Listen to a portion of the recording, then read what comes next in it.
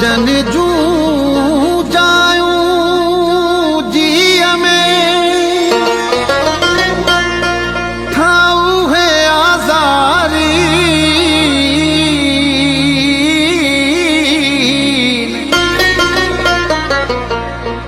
प्यार था रोवारी ने आ मेरा मेरा हाली इश्क में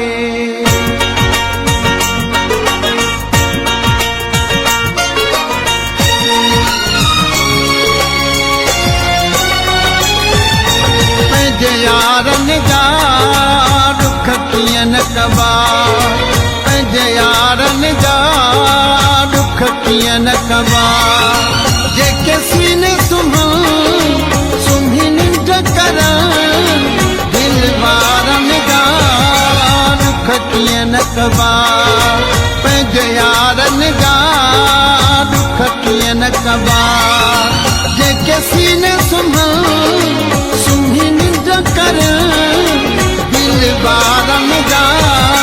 दुख कियन कबा पंहिंजे यारन जा दुख कियन कबा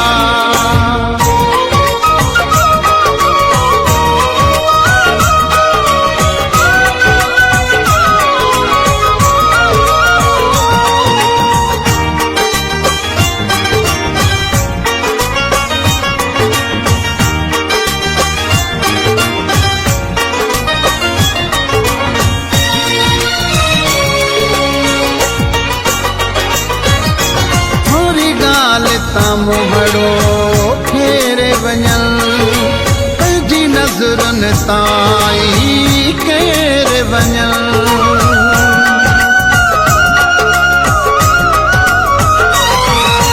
थोरी ॻाल्हि तां मोहड़ो फेरे वञल पंहिंजी नज़रनि ताईं केरे वञल कन जीअण ॾुखियो पाणी पीअण ॾुखियो तारन जा दुख कियन कबा पंहिंजे यारन जा दुख कियन कबा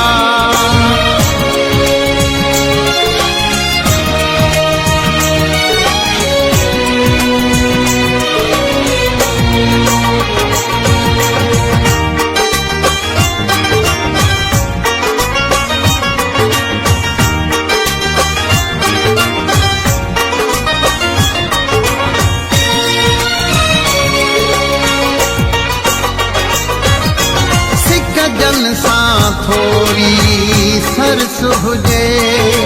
तन खे नज़रे जो को तरस हुजे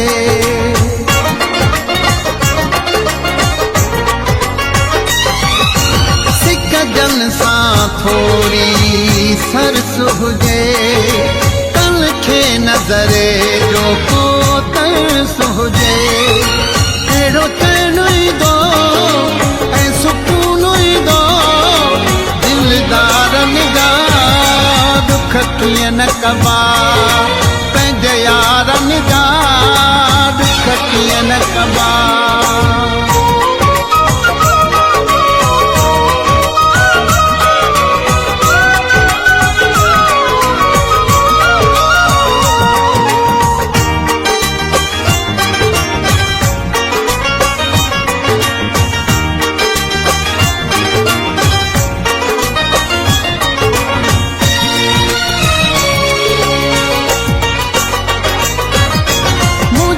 करम बुरड़ा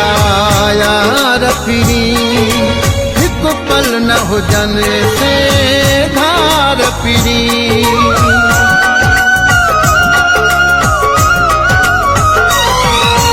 मुझा करम बुरड़ा यार फिरी हिक पल न हुजन से धार फिरी दुख देखार रुगो रोवार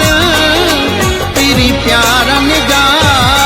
दुख कियन कबा पंहिंजे यारन जा दुख कियन कबा जेके सीने सुम्ही निंड कर दिल बारन जा दुख कियन न कबा पंहिंजे यारनि जा दुख कीअं न कबा जेके सीने सुम्ही निंड कर दिल वारनि जा दुख कीअं न कबा